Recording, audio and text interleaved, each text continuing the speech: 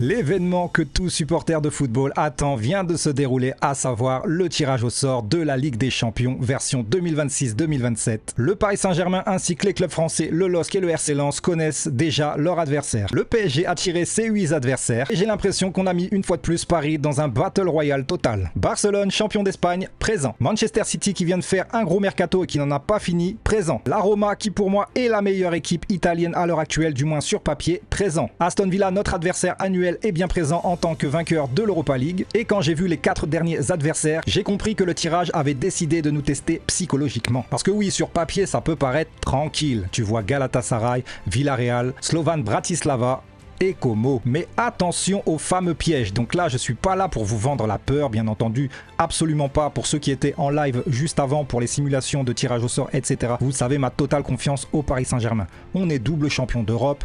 Absolument aucune équipe ne nous fait peur. Bien au contraire, ce sont nos adversaires qui se disent « Ah, on a tiré le gros lot ». Voire même pour le Slovan Bratislava, on a tiré le jackpot. Je suis désolé, quand une petite équipe comme ça, tu dois être tellement content d'avoir tiré les plus grosses équipes. Moi, je serais joueur du Bratislava, je voudrais taper du Barça, du Paris Saint-Germain, Arsenal, tout ce que vous voulez, je prends. Parce que ce ne sont pas des équipes qui prétendent au top 8 ou à la victoire finale. Donc en tant que joueur comme ça, tu te dois de kiffer l'instant. Alors, est-ce que le PSG a été gâté cette saison? Ou est-ce qu'on vient de nous servir une Ligue des Champions sauce piquante? C'est ce qu'on va essayer de débattre tout simplement dans cette vidéo, avec vous bien entendu dans les commentaires. Et je vais rentrer dans le vif du sujet directement. Je suis très content de ce tirage. Pour moi, il est simplement middle, avec ce qu'il faut pour rester éveillé, à savoir Man City, Barcelone, quelques outsiders qui peuvent nous titiller, à savoir l'AS Roma, Aston Villa ou voire Galatasaray, et quelques équipes qui nous assurent, du moins sur papier, des points assurés. Villarreal, Slovan Bratislava, voire Como. Mais attention, je n'ai pas fini, je vous vois venir. Sachez qu'aucun match n'est gagné d'avance, on le sait très bien. Et par exemple, Como, que tout le monde voit comme une petite équipe, moi je l'ai toujours dit, cette équipe bosse très très bien. Leur coach, on le connaît tous, Cesc Fabregas, Luis Enrique le connaît très très bien, et c'est pas pour rien que cette équipe s'est qualifiée en Ligue des Champions. Elle a été meilleure que d'autres cadres dans leur Serie A, et c'est tout simplement le fruit du très bon travail qui a été fait. De plus, on se déplace là-bas, et vous allez vraiment voir que leur stade est très atypique. Il est petit, mais il est rempli de ferveur. Donc ce sont pas 3 points totalement acquis, surtout à l'extérieur. Une équipe qui joue très très bien aussi, tout comme le Slovan Bratislava. Beaucoup vont se moquer. Ah oui, nanani nanana. Pour info, leur coach, vous savez qui c'est? C'est tout simplement Yaya Touré. Voilà, comme ça c'est dit. Avec l'expérience qu'il a eu comme joueur, il a ramené cette équipe en Ligue des Champions. C'est sincèrement pas rien, même si de mon avis, je respecte cette équipe, mais j'estime qu'on a enfin, pour une fois, une équipe dite serpillière. Serpillière dans le sens où logiquement, c'est 3 points assurés. Surtout qu'on les joue au Parc des Princes, donc voilà. C'est logiquement l'occasion de soigner son goal à virage. On n'en est pas là, on n'a pas encore le calendrier justement sous les yeux. Est-ce que ça sera un match qui comptera pour du beurre sur la 7e voire 8e et ultime dernière journée? Est-ce que ça sera un match dès l'entame de cette phase de Ligue régulière? Où là clairement il faudra prendre les points comme on l'a fait la saison dernière. Tout simplement, on avait très très bien démarré avant de perdre quelques points par la suite. A contrario, la première saison de cette nouvelle version, on avait très très mal démarré avant de faire un finish d'anthologie. Donc clairement, ça sera des points à ne pas négliger. 3 points contre Como, c'est exactement pareil que 3 points contre Man City ou 3 points contre le Barça. Et en voyant tout simplement nos 8 adversaires, je vais vous dire mon avis, on est très très bien.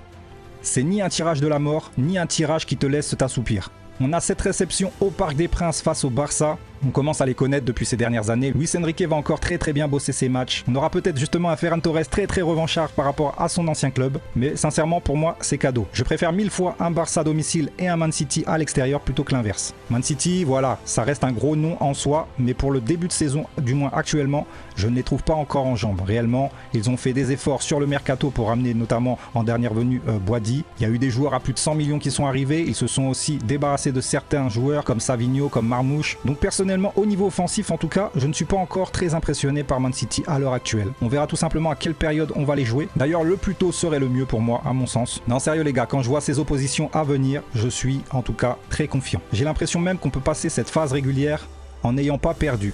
Parce que là, au moment T du moins, je ne vois vraiment pas sur qui on peut perdre. Ou du moins, je n'ai pas encore la vision du match piège à l'heure actuelle, avec un déplacement même à City. Aston Villa, je ne pense pas, parce que c'est une équipe qui s'est vraiment affaiblie. Du moins, à mon sens, c'est pas en faisant venir des Nico Jackson ou des ceci, des ceux-là, que ça va changer la donne. Emiliano Martinez est en passe de signer à Chelsea en plus. Donc voilà, ça me paraît peu probable qu'ils nous sortent le match qu'ils nous avaient fourni avant qu'on les élimine sur la première étoile. Villarreal en soi, une très bonne équipe espagnole, mais pour moi, ça fait vraiment pas le poids face à Paris. Si on a un pari sérieux dans chaque match, pour moi, il n'y a pas photo. On se dois tout simplement d'engranger les points quand je vois l'adversité. On aurait pu sincèrement avoir un pire tirage que ça. D'ailleurs, j'estime même que Barcelone a un potentiel pire tirage que nous, à savoir qu'on a quasi les mêmes adversaires, ça varie à très peu, mais ils se prennent par exemple un Man City au Camp Nou, un déplacement au parc face à nous, il reçoit Aston Villa, il se déplace au Sporting, on a pu voir ces dernières années que ça peut être un traquenard, réception de Feyenoord, très bonne équipe, un déplacement à Galatasaray en Turquie, on sait l'ambiance turque déjà, donc voilà. Contrairement à nous, on va les recevoir. Et voilà, réception de Como et un déplacement à 1500 km chez un petit poussé. Donc pour moi, ça me paraît beaucoup plus contraignant leur programme à eux que le nôtre, exemple. On a pu voir quand même une fois de plus que le Real est un peu assez loti. Comme d'habitude, comme par hasard, j'ai envie de dire, mais bon. Réception de l'Inter, déplacement à Arsenal, ça ok, très compliqué. Réception du PSV, déplacement à la Roma, c'est vrai, ok, j'avoue. Réception du RB Leipzig, déplacement à Shakhtar qui va jouer à Stamford Bridge, il me semble, sur le stade de Chelsea. Réception de l'ASK et déplacement à l'AEK Athènes. Sincèrement, voilà quoi, il y a pire pour eux. Mais en tout cas, revenons un peu à nous. Sincèrement, je suis très content de ce tirage. Il est pas méchant.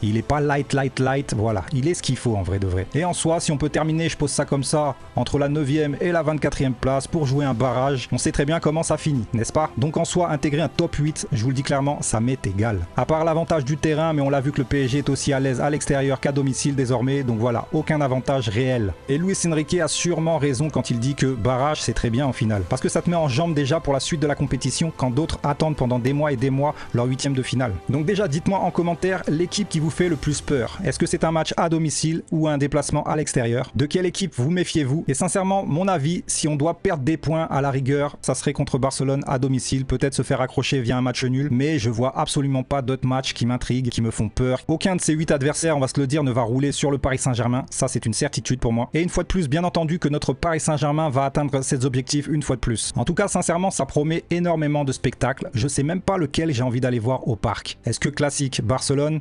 Ouais, c'est possible qu'on aille faire un vlog là-bas directement. La vérité, c'est que le match contre la Roma me hype beaucoup.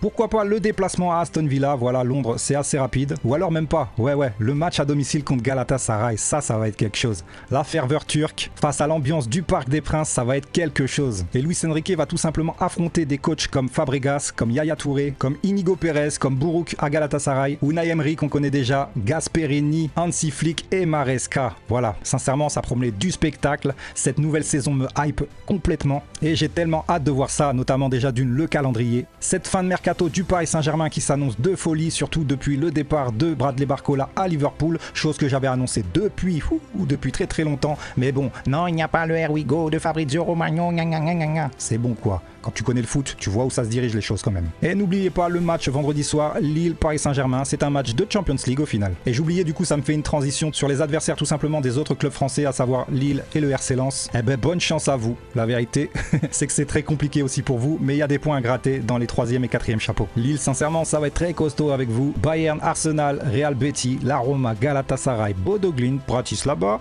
et Stuttgart. En soi, pour vous, il y a 4 gros et 4 potentiels à 3 points à aller chercher. Concernant le RC Lens, ça va être très costaud pour vous, à savoir Man City, Liverpool, le Sporting, Club Bruges, Bodo Glimt, Leipzig, Como et le Sparta Prague. En soi aussi, c'est possible, je crois beaucoup plus en la qualification du RC Lens que Lille. Notamment déjà en qualité d'effectif, pour moi, le RC Lens est beaucoup plus armé que Lille, mais je vais pas trop parler parce qu'on joue Lille et si on n'arrive pas à gagner là-bas, pour moi, il y a un hic. En tout cas, j'espère que cette vidéo vous a plu. On se retrouve bien entendu très prochainement sur Rap & Foot. C'était Linux. Ciao.